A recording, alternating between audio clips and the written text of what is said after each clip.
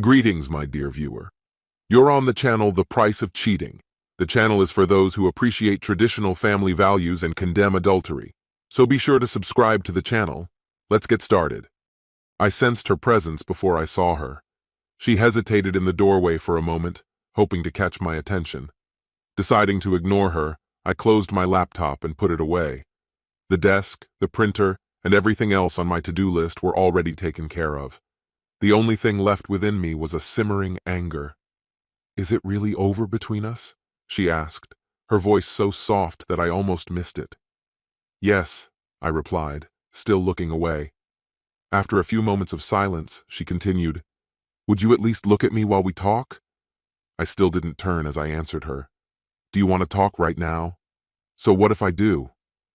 "On Thursday, I tried reaching out to you before you left for your girls' night. That conversation didn't go well. Back then, you said, 'I don't have time to listen to your whining.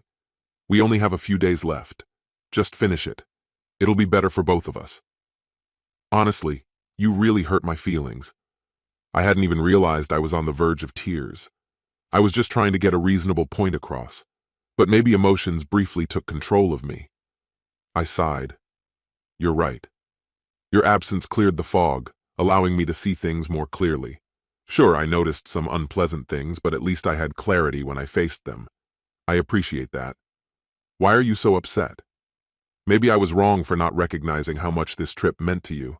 I knew you didn't like Ashley or Gloria, but they were always kind to you, and I've known them since college. There wasn't anything significant there, aside from the heavy drinking and playful girl talk. Honestly, I still think of it with some excitement. Maybe you'll join me in the bedroom and help me cool off." "How strange. You said you were going to Nashville but ended up in a spa in the Catskills. Gloria was at a wedding in San Diego, and Ashley was in Miami with her sister and family. Impressive how they managed to defy the laws of time and space, being in such different places at once. It's funny how both of them happened to be out of town when you wanted a weekend retreat. Unfortunately, when I asked them about it, they didn't cover for you." Ashley seemed completely clueless about the situation, and Gloria hung up as soon as I shared what I knew. So, it seems Gloria knew, and Ashley was left in the dark. It took me some time, but eventually I figured it all out. Gloria couldn't speak up because she was involved with that trainer. Oh, I know about that. It's common knowledge at the gym. I decided to send her a letter with a photo of her kissing the trainer, his hands on her back, and her thong showing above her yoga pants. I doubt Bill would appreciate that sight. She quickly called me back and confessed everything. I advised her to step away from training and find a new gym. I made it clear that if I heard of anything like this again, I'd send all the evidence straight to Bill. At the end of the conversation, she was still promising things. "It's no surprise if she doesn't respond to your calls, texts, or emails. I told her that any interaction with you would nullify all our agreements. So tell me, did you initiate something first and lure her in? Or did she convince you that having an affair would be thrilling, hoping for great intimacy and the excitement of secrecy, all while laughing at your unsuspecting husband who thought everything was fine?" As for Ashley, when her husband cheated on her, she began to look down on anyone who could be so disrespectful to their marriage. But on the other hand, I had a long talk with her and it seems she's recovering. Moreover, she mentioned going on her first date last week. And lastly, if they can really be in two places at once, it stands to reason that they can take on different forms too.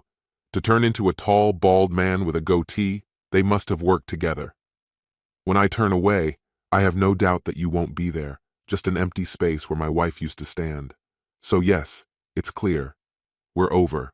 All the details are laid out in the papers you signed, so there shouldn't be any drama. You'll be well taken care of. And if you manage your finances wisely, you'll stay stylish for the rest of your days. So leave it alone, Jen. Let's leave this place with some dignity. You can be with whoever you want, and I'll focus on healing and finding the next partner. It may take some time, and I'll likely struggle with trust, but hopefully, I'll overcome that eventually. As I spoke, there were occasional sighs and sobs as I methodically unraveled the life we had built together. I turned around. She looked terrible. Her once flawless makeup was smeared with tears and her shoulders slumped. If I had to guess, this was the last thing she expected. A pity. She never understood me. I suppose the lesson was learned too late. I've taken everything I need for now. I'll be back in 2 weeks, and by then I expect you and everything that reminds me of you to be gone. Don't think about it. This is my home, and I intend to keep it. 2 weeks, Jen. With a cry, she dropped to her knees and grabbed my hand as I turned to leave. We should stay together, darling. Let's talk about it.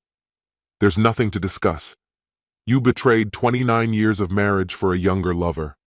The choice was made. Now you must suffer in poverty and loneliness. I firmly pulled her hands away. As I said, the conversation should have happened before this weekend. Deep down, you must have known what would happen if I learned the truth about you. Was it worth it? She knelt there, crying as I closed the door on our relationship. With a sense of resolve, I straightened my shoulders and walked out into the world, leaving it all behind. This concludes the story. If you like it, then put your powerful like and subscribe to the channel.